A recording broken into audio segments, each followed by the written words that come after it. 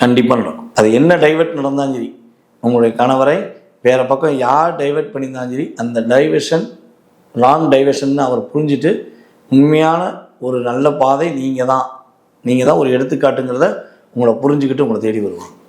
கவலைப்பட வேண்டாம். சரியா? இது உண்மையிலே ரியாலிட்டியாக உங்களுக்கு உள்ளே அழுத்தம், அந்த அழுத்தம் நீங்க போகுது. அரசாங்கம் மூலமாக மாற்றம் ஏற்படும். அம்மா வழி சொத்து சம்மந்தப்பட்ட விஷயங்களில் உங்களுக்கு கிடைப்பதற்கான வாய்ப்பு உண்டு. அம்மா சொத்தில் என்ன வில்லங்க இருந்தாலும் உங்களுக்கு கிடைக்கும். அம்மா சார்ந்த உறவுகள் மூலமாக மிகப்பெரிய ஒரு முன்னேற்றமான சூழ்நிலைகள் கோச்சார கிரகங்கள் கும்பராசி என்பவர்களுக்கு கொடுக்கப்படும். சரி, இவ்வளோ நன்மைகள் எதிர்பார்த்த விஷயங்கள்ல கிட்டத்தட்ட நீங்கள் 95% சொல்லிட்டீங்க. எல்லாமே நல்லது நடக்க போகுது. சரி, ஒரு 5-10% நீங்கள் கவனமாக இருக்க வேண்டிய விஷயத்தையும் நான் சொல்லிடுறேன். அதையும் கவனமாக கேளு, அதை மட்டும் கவனமாக செயல்படுத்துங்க. லைஃப்பில் நிறைய மாற்றம். ஓகேவா? முதல் விஷயம், உங்களுடைய ரியாலிட்டி, உங்களுடைய செயல்பாடுகள் எப்படி மகர ராசி சொன்னோமோ அதே தான் உங்களுக்கும் சொல்கிறேன்.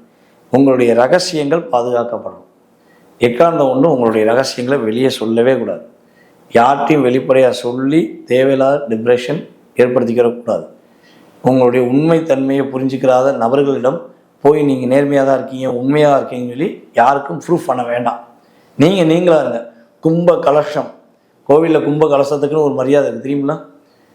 அதாவது கருவறையில் உள்ள தெய்வத்துக்கு எந்த அளவுக்கு மரியாதை கொடுக்கமோ அந்த அளவுக்கு கோவிலுக்கு கோபுரத்துக்கு மரியாதை கொடுப்போம். அந்த அளவுக்கு உங்களுடைய வைப்ரேஷன் தனி.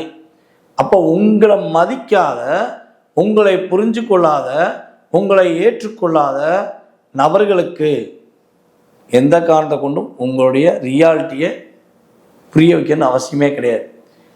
நீங்களாக இருங்க. உங்கள் லைஃப் பிரகாசமாக இருக்கும்.